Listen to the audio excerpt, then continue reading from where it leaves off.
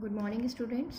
So we have completed our chapter number 2, and today we are going to start our chapter number 3.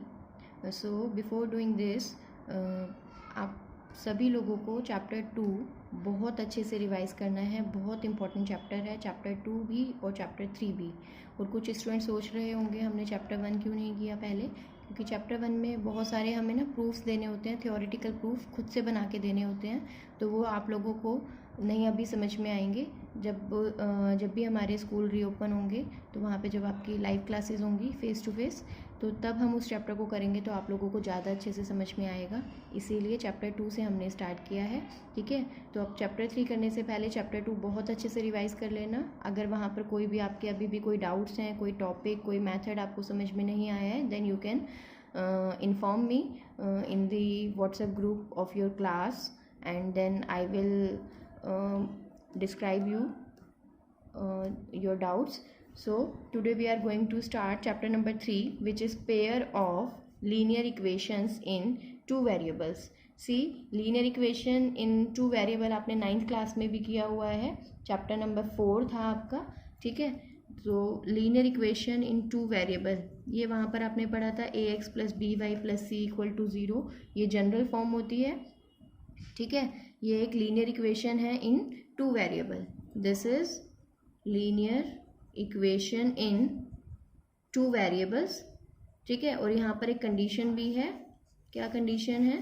Not both a and B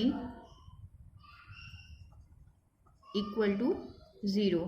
ठीक है, दोनों ए और B एक साथ 0 नहीं होने चाहिए, क्योंकि अगर दोनों एक साथ 0 हो गए तो कांस्टेंट इक्वल टू 0 आ जाएगा, विच इज़ एब्सर्ड. तो कोई इक्वेशन नहीं बनेगी आपकी. ठीक है, तो ये है आपका linear equation in two variable. 9th class में आपने इस इक्वेशन को ग्राफ पर प्लॉट करना सीखा है. याद करो, टेबल बनाते थे हम, यहाँ से सॉल्यूशंस लेते थे. ठीक है, और x की वैल्यू पुट करके डिफरेंट y की वैल्यू निकालते थे, उसको फिर ग्राफ पे प्लॉट करते थे. ग्राफ हमेशा एक स्ट्रेट लाइन आता था. तो linear equation in two variable का ग्राफ हमेशा ही एक स्ट्रेट लाइन आएगा, और उस स्ट्रेट लाइन के ऊपर जितने भी पॉइंट्स होंगे, आप कोई भी एक पॉइंट ले लो, उसके कोऑर्डिनेट चेक करोगे तो वो कोऑर्डिनेट उस लीनियर इक्वेशन के सॉल्यूशन होंगे. ठीक है, या फिर आप कोई भी इस इक्वेशन का सॉल्यूशन लोगे तो वो सॉल्यूशन उस ग्राफ के ऊपर, इस स्ट्रेट लाइन के ऊपर लाई करेगा. So for example, if I take 2x plus 3y is equal to 5. ठीक है, तो 2x plus 3y is equal to 5 ये एक लीनियर इक्वेशन है. अगर आप इसको इस इक्वेशन से कंपेयर करेंगे तो 2x plus 3y minus 5 equal to 0, and here a is equal to 2, b is equal to 3, c is equal to -5. ये आपने 9th क्लास में सीखा था कि जनरल फॉर्म में ये स्टैंडर्ड फॉर्म होती है. जनरल फॉर्म, इसमें कन्वर्ट करके a b c की वैल्यूज़ फाइंड करना था, लेकिन अभी इसका कोई यूज़ नहीं है. जस्ट मैं आपको ये बताना चाहती हूँ, जैसे ये इक्वेशन है. ठीक है, तो आप इसके लिए क्या करते थे, यहाँ से सपोज आपने x की वैल्यू निकाल ली 5 माइनस 3y अपॉन 2. ठीक है, यहाँ से x की वैल्यू आ गई. नाउ फर्स्ट सॉल्यूशन के लिए आपने पुट किया, x की वैल्यू y पे डिपेंड कर रही है, तो जब आप यहाँ पे y की वैल्यू कुछ पुट करोगे तो सॉल्व करके वहाँ से x की वैल्यू आएगी. ठीक है, तो 9th क्लास में मैंने बहुत बार आपको सजेस्ट किया था, समझाया था कि कैसे इसको लिखते हैं. इसको लिखने का एक तरीका होता है, वो आपको फॉलो करना है. ठीक है, ऐसे नहीं करना इक्वल टू में लिखते चले जाते हो, 1 इज इक्वल टू 1, ऐसे नहीं करना. बहुत बच्चे लास्ट टाइम तक भी फाइनल एग्जाम में भी ये मिस्टेक कर रहे थे. ऐसे नहीं करना. अगर किसी को अभी भी नहीं आता तो दोबारा से देख लो. ये हम 9th क्लास वाला ही काम फिर से कर रहे हैं. ठीक है, तो put y is equal to, suppose हमने 1 पुट किया, so your x will be 5 minus 3 into 1 upon 2, that is 1. तो 1 पुट करने पे 1 आ गया. Second solution, put y is equal to, suppose हम क्या पुट कर देते हैं, y को 3 पुट कर देते हैं. ठीक है, तो x कितना आ जाएगा, 5 minus 9 upon 2 minus 4 by 2, that is -2. And one more solution, put y is equal to -1 put कर दिया, तो x कितना आएगा, 5 माइनस माइनस प्लस हो जाएगा 3 अपॉन 2, 8 बाई 2, डेट इज 4. ठीक है, और अगर आप इसके लिए टेबल बनाते हैं,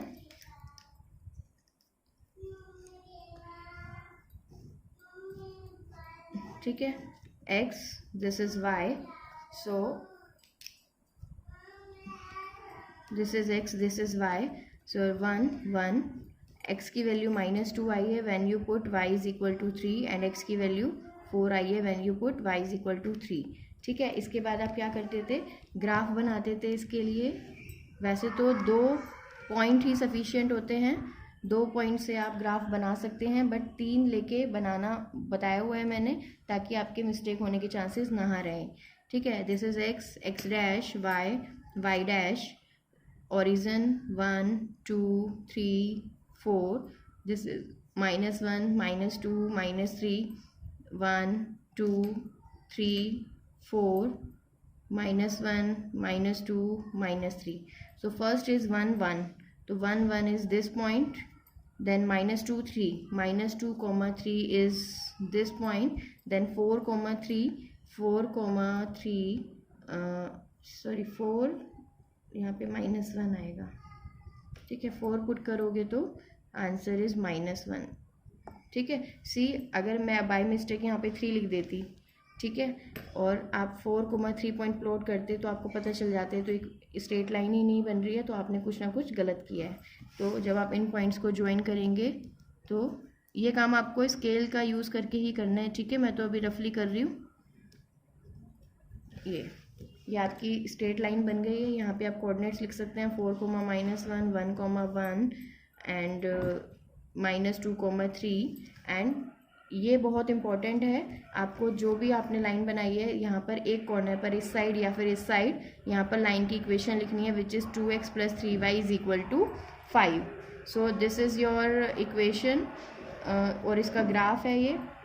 और लीनियर इक्वेशन इन 2 वेरिएबल का ग्राफ हमेशा क्या आएगा, एक स्ट्रेट लाइन आएगा. ठीक है, तो सी इस स्ट्रेट लाइन के ऊपर कितने पॉइंट हैं, एक लाइन के ऊपर इन्फाइनेटली मैनी पॉइंट्स होते हैं, यू कैन नॉट काउंट.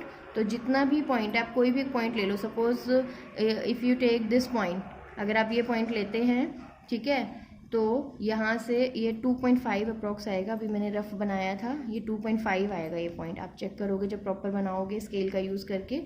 तो ये पॉइंट अगर मैं लेती हूँ, ये पॉइंट लाइन के ऊपर लाई कर रहे हैं, तो 2.5, इसके कोऑर्डिनेट हैं, तो 2.5, श्योरली इस इक्वेशन को भी सेटिस्फाई करेगा, मतलब इसका एक सॉल्यूशन है.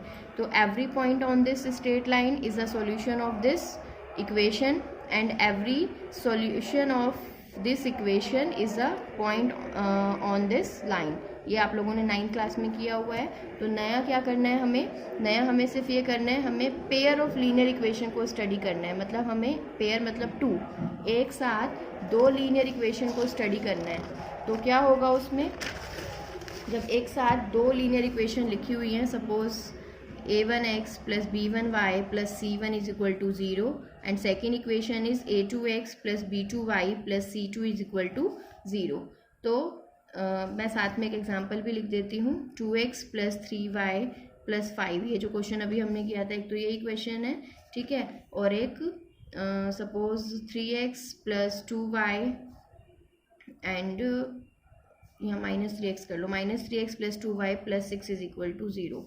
ये 2 इक्वेशन लिखी हुई है, सेट ऑफ 2 लीनियर इक्वेशन, और you can write it as pair of linear equation. और कुछ ऑथर स्टैंडर्ड नाम है इसका, सिस्टम ऑफ लीनियर इक्वेशन भी आप इसको बोल सकते हैं. लेकिन ये जो टर्म है सिस्टम, ये आप लोग 11th क्लासेस में आके यूज़ करना स्टार्ट करेंगे. ठीक है, वैसे आप इसको simply pair of linear equation बोल सकते हैं. तो इसका हमें एक सॉल्यूशन फाइंड करना है. तो इसका सॉल्यूशन क्या होगा, इसका सॉल्यूशन x और y की एक ऐसी वैल्यू होगी जो साइमल्टेनियसली इसको भी सेटिस्फाई करे और इसको भी सेटिस्फाई करे. तो वो सॉल्यूशन हमें इस चैप्टर के अंदर फाइंड करना है. ठीक है, अगर एक ही इक्वेशन दे रखी है तो आप इनफाइनाइट सॉल्यूशन फाइंड कर सकते हो, और वो आपने करे भी हैं 9th क्लास में. याद करो, 9th क्लास में आप चैप्टर 4 के अंदर इनफाइनाइट सॉल्यूशन फाइंड करते थे. आप x या y किसी भी एक वेरिएबल की वैल्यू निकाल लो in terms of another variable, और फिर वहाँ से आप एक वेरिएबल की वैल्यू पुट करेंगे तो दूसरी वैल्यू निकलती चली जाएगी, जैसे कि अभी हमने लास्ट एग्जाम्पल में किया.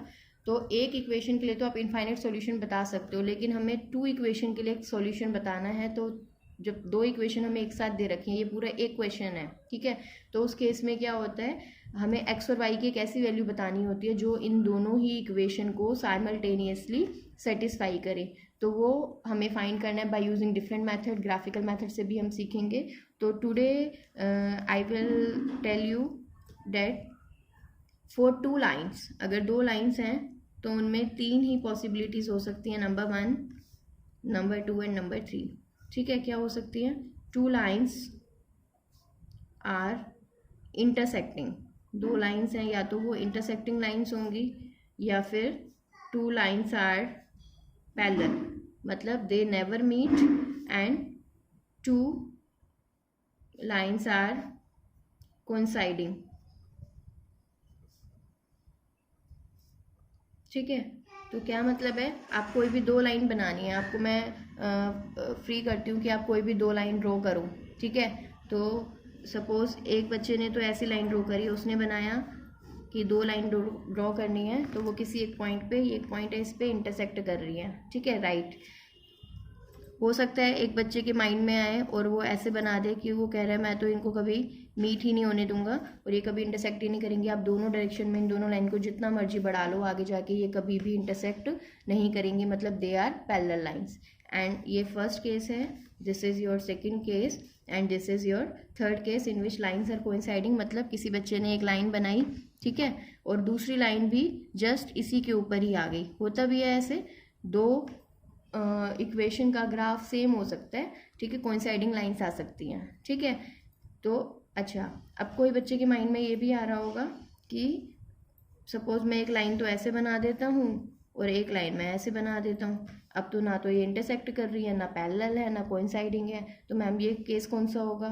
तो ये केस भी देखो, आपको पता है लाइंस दोनों डायरेक्शन में इनफाइनाइटली कहीं भी एक्सटेंड हो सकती हैं, तो जब आप इसको एक्सटेंड करोगे आप आगे, तो ये आगे जाके किसी ना किसी पॉइंट पे जाके इंटरसेक्ट करेंगी, तो ये फर्स्ट कैटेगरी वाला ही हो गया। ठीक है, तो 3 ही पॉसिबिलिटीज़ हैं, आप कितना मर्जी कोई भी लाइन 2 बना के देख लीजिए, या तो 2 लाइंस कहीं ना कहीं जाके जब आप उनको दोनों डायरेक्शन में इनफाइनाइटली प्रोड्यूस करोगे, एक्सटेंड करोगे, तो मीट हो जाएंगी, या फिर 2 लाइन कभी भी मीट नहीं करेंगी, आप उनको कितना मर्जी एक्सटेंड कर लो, उनके बीच का डिस्टेंस हमेशा सेम रहेगा, वो पैरेलल होंगी या फिर कोइंसाइडिंग लाइन्स होंगी।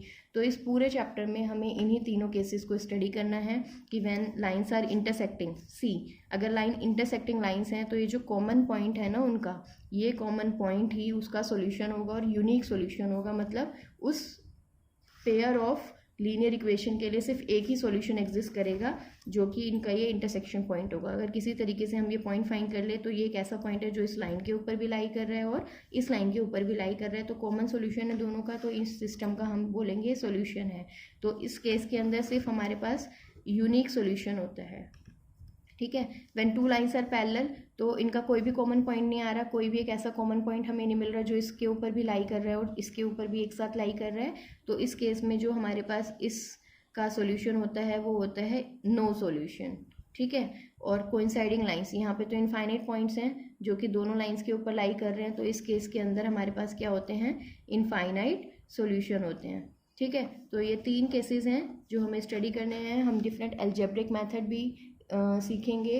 ठीक है, डायरेक्ट देख के भी 1 मार्क में जो क्वेश्चन आते हैं कि देखते ही आप इक्वेशन को बता दो कि यूनिक सॉल्यूशन है, नो सॉल्यूशन है, इनफाइनाइट सॉल्यूशन है, और फिर उसके बाद आगे मेथड सीखेंगे जहाँ पे आपको वो सॉल्यूशन फाइंड भी करने होंगे। एक तो सिर्फ आपको ये बताना है कि सॉल्यूशन है या नहीं है तो यूनिक है या इनफाइनाइट है, और फिर उसके बाद है तो उनको फाइंड करना हम बाकी नेक्स्ट एक्सरसाइजेज में सीखेंगे। ठीक है, तो अभी तक आज के लिए सिर्फ हम इतना ही करेंगे।